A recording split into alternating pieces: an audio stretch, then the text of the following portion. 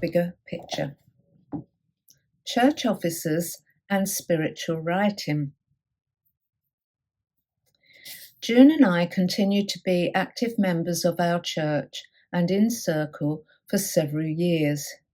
Eventually, as it always did, the time came around once again to elect a new president and committee, and, typical of all committees, no one was interested. "We could do it," June said to me one day. "Are you mad?" I replied. "No," she said. "I've thought about this overnight, and I could be the president, and you could be the secretary." Oh, hell. She had seriously lost the plot this time. One of her madcapped ideas, this one had to be the worst. I mean, for heaven's sake, what did we know about running a spiritualist church? The idea was simply insane, never going to happen. And so, it was just a few weeks later we found ourselves wholeheartedly elected as the new president and secretary of St. Ives Spiritualist Church. I would like to think it was because the members liked us and thought we were good enough to do the job, but it's more likely that no one else wanted to take it on. It was typical of June wanting to become president. She loved to swan about, the centre of attention. And that's not a criticism of her, it's simply the way she was, and I loved her dearly. My role was a bit more involved, and one of my tasks was to book the weekly mediums. Here was my chance to bring in some good ones, keep the popular ones we already had, and clear out some of the dross. We were also responsible for running the Sunday service each week. One of us would oversee proceedings, give an address, and introduce the medium of the week. All straightforward, but we did have to come up with something to talk about during our short address.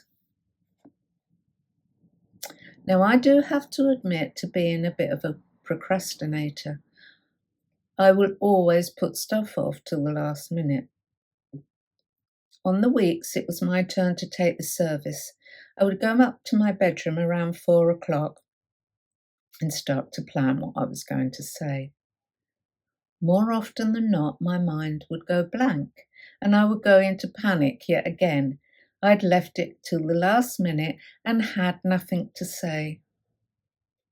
In the end, I'd ask my spirit guides to inspire me. And inspire me they did. Once I had pen and paper at the ready, the words would just flow.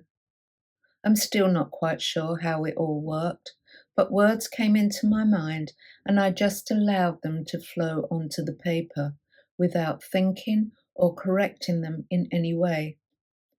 It was only after the words had stopped flowing I would read it all back and make sense of it. I'll share a poem with you that flowed one week. But before I do, I just want to say that although I was a member and indeed the secretary of the church, I certainly didn't understand the workings of spirit very much at all. I only went to the church in the first place to try and prove to myself that there was some life after death, and I had achieved that. However, in answering one question, umpteen more took its place.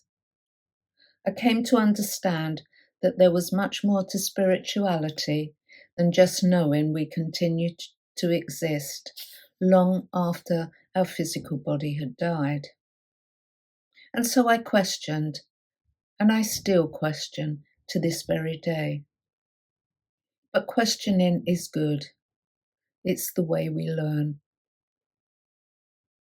At this time, I was questioning why there was so much horrible stuff going on in the world, especially where children were concerned, and why people were so horrible to each other.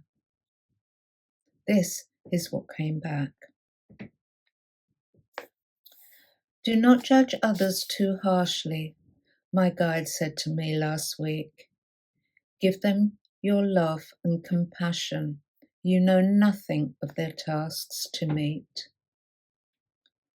We should give them care and understanding and try to help them through this life. Send out our prayers to all of them that their next lesson is free from strife. We should give them our admiration. They've chosen this pathway to take, and while many paths are much simpler, theirs a much harder choice to make. Yet it's hard to give love and compassion when a man causes a child to cry. And it's hard to give care and understanding when a man causes a child to die. It's impossible to give admiration to men who commit these crimes. What pleasure do they gain from it? I ask so many times. So I'm trying to be very spiritual, but I live in a material world. And while part of me does understand, I still can't help being repelled.